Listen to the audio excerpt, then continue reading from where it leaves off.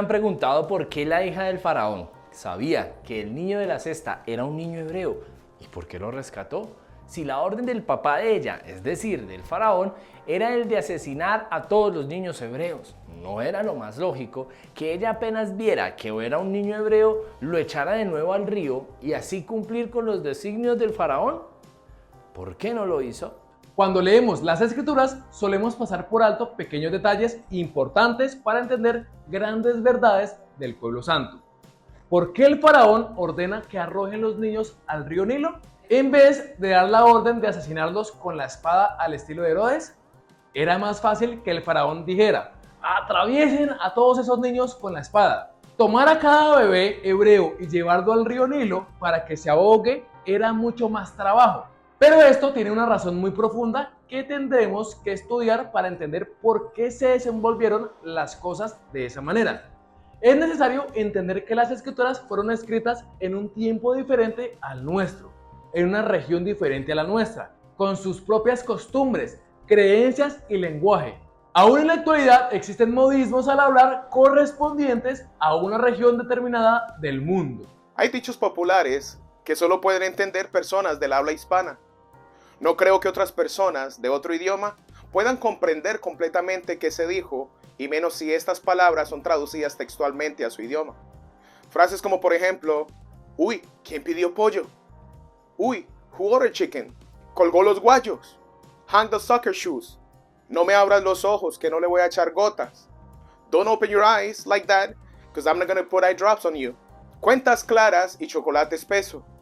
Clear accounts and thick chocolate.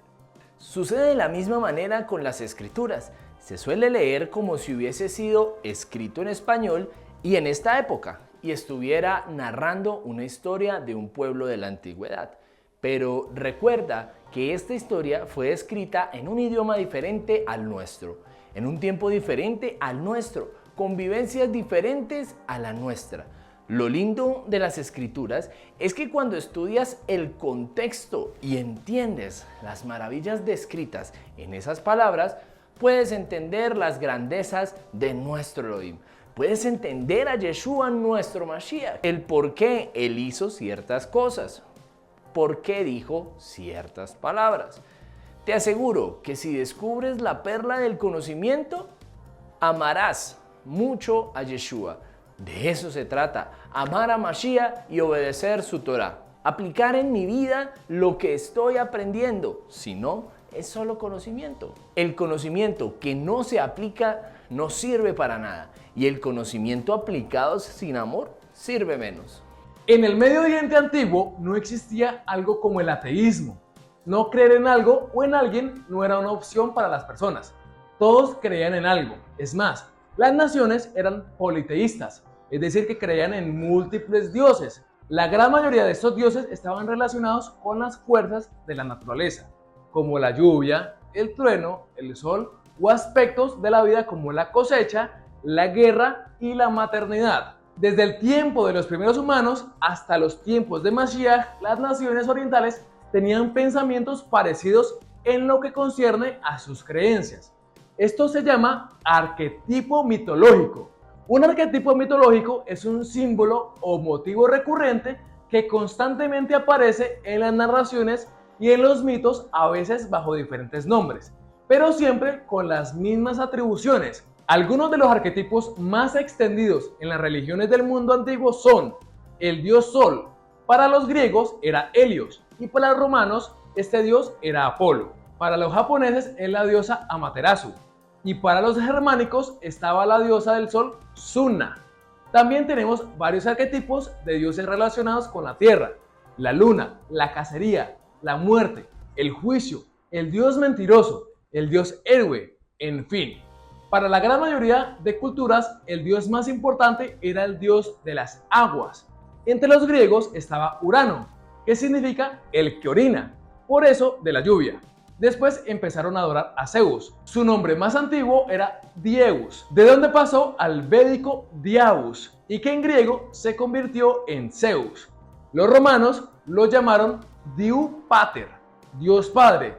Luego Diupiter, que conocemos como Júpiter, dios asociado con la fertilidad, la lluvia, las nubes y los truenos. En Babilonia se desenvolvió la religión organizada más antigua, data para el milenio tercero antes de la era común. Esto abarca todo el territorio de Mesopotamia y fue conocida en el Oriente Medio. Es muy importante para nosotros como pueblo de Israel conocer sobre la historia de Babel, en qué se creía. Esto para entender a fondo la escritura desde Bereshit hasta Revelaciones.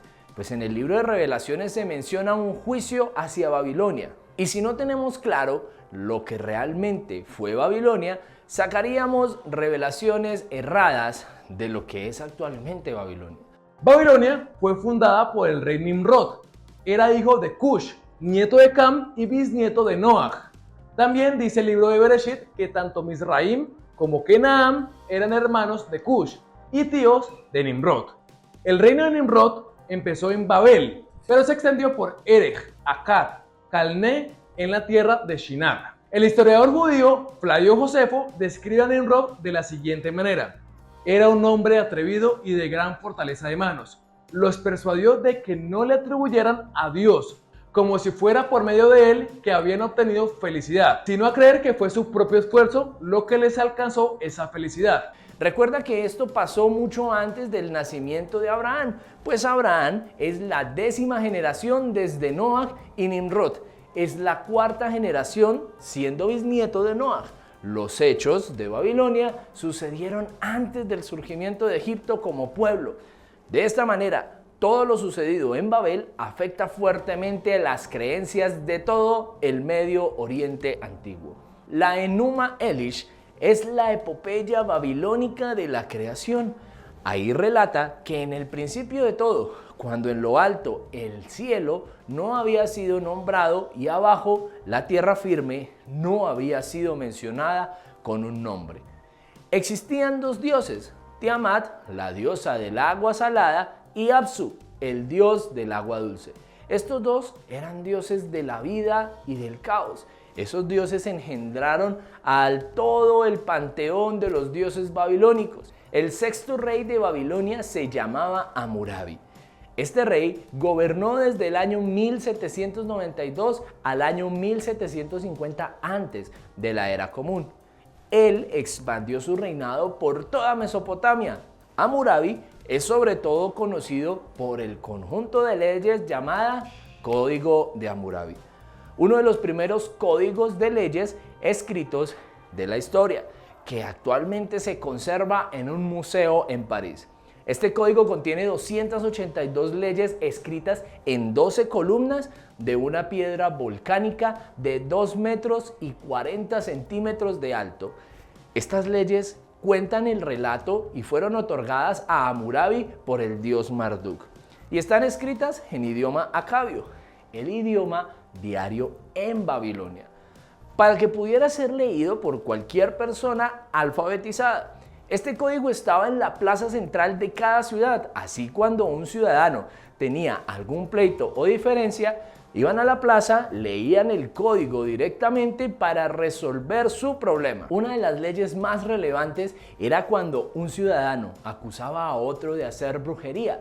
El código decía que el acusado tenía que ser lanzado al río para que los dioses de la vida y del caos juzgaran al hombre, si el hombre vivía o moría. Si tal hombre moría en las aguas, era culpable y todas sus pertenencias pasaban a su acusador. Pero si el hombre no se ahogaba, significaba que los dioses de las aguas lo declaraban inocente. Y así su acusador era puesto a muerte por ser levantado falso testimonio y todas sus posesiones pasaban a su acusado. Pero recuerda que estas leyes surgieron aproximadamente 400 años antes del nacimiento de Moshe.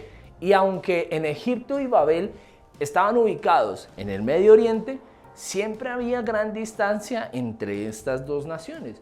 ¿Cómo adoptaron entonces en Egipto creencias de Babilonia?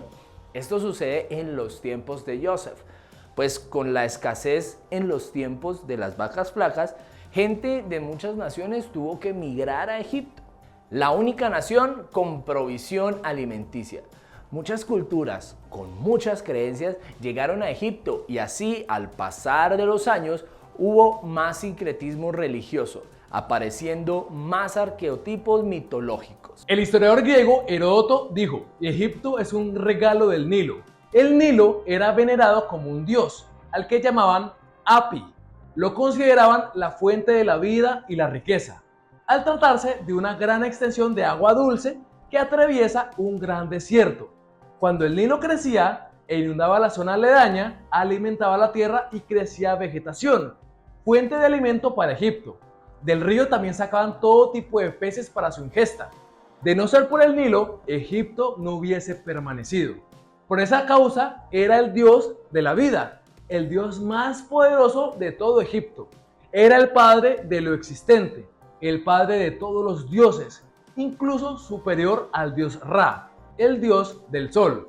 Pues decían: sin luz podemos vivir, pero sin agua y todos sus beneficios no.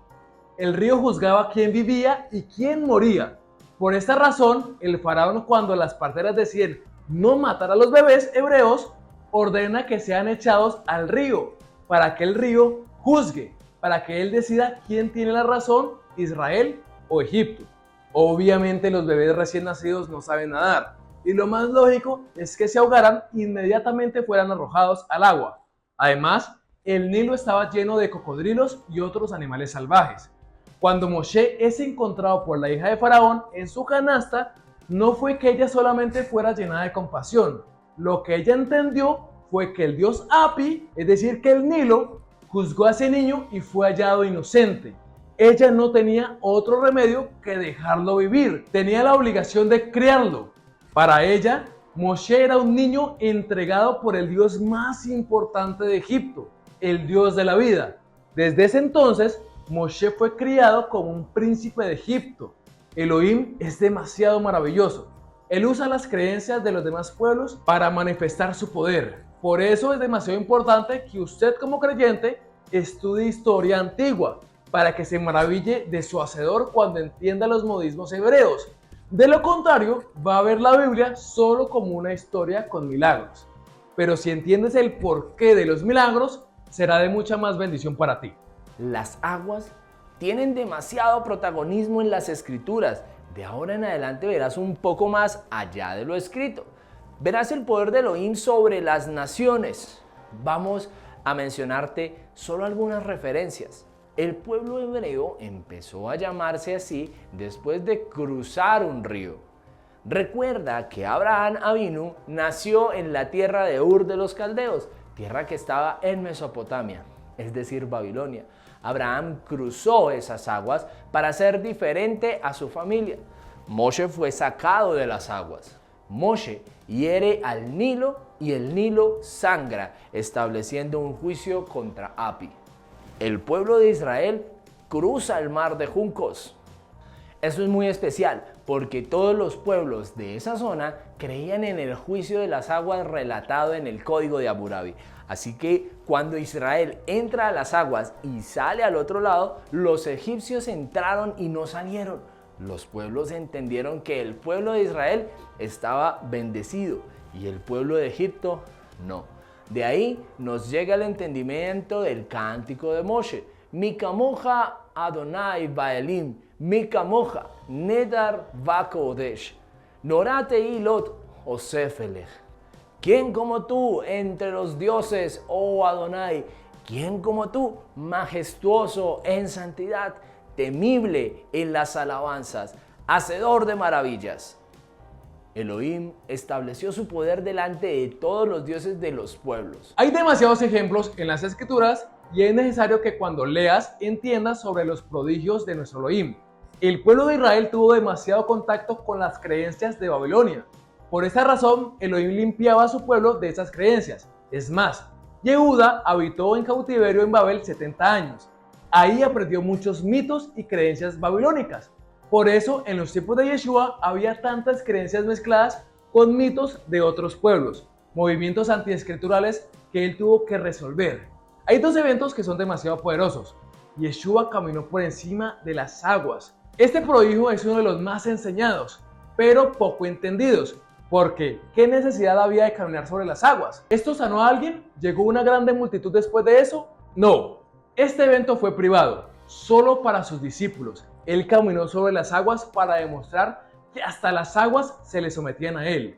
Que Él es el Señor no solo de las aguas, sino de todo lo creado. Lo más importante es que Kefa también lo hizo. Imitó el ejemplo que Yeshua le estaba dando. Pero quiero que entienda que no es solo el hecho de caminar sobre las aguas, sino la enseñanza en la profundidad del milagro. Para Babilonia, las aguas eran los dioses creadores. Yeshua gobierna sobre Babilonia, sobre todas sus creencias. Babilonia es la confusión de las creencias. Yeshua en otra ocasión les dice: yo soy el agua de vida, el que toma de mí no tendrá sed jamás. El tesoro escondido en estas palabras es: yo soy el conocimiento verdadero, yo soy la fuente de las aguas. No tiene por qué haber confusión en sus vidas, solo necesitan de mi agua, de mi conocimiento, no del conocimiento de las naciones, no del conocimiento que causa confusión, no del conocimiento de Babel. Yeshua es el camino, la verdad y la vida. Moshe partió el mar y nuestros antepasados cruzaron a través de él. Yeshua caminó sobre las aguas y Kefa lo siguió. Yeshua es el agua de vida y jamás tendremos sed si bebemos de su conocimiento común. Como pueblo de Israel, es necesario que nos sacudamos de las creencias de los dioses babilónicos que están muy arraigadas en el mundo actual. Por eso, al final de los tiempos, aún se dirá: pueblo mío, salgan de Babel, de la confusión que causa el conocimiento mezclado de todas las religiones. Tenemos que estudiar, aprender y aplicar la instrucción de Elohim para salir de Babel. Pero si no conocemos qué es Babel, no será tan fácil salir de ella, pues las aguas del conocimiento no son lo único de Babilonia en el pueblo. Te invito, amado hermano, a escudriñar las Escrituras para que te acerques a tu Elohim.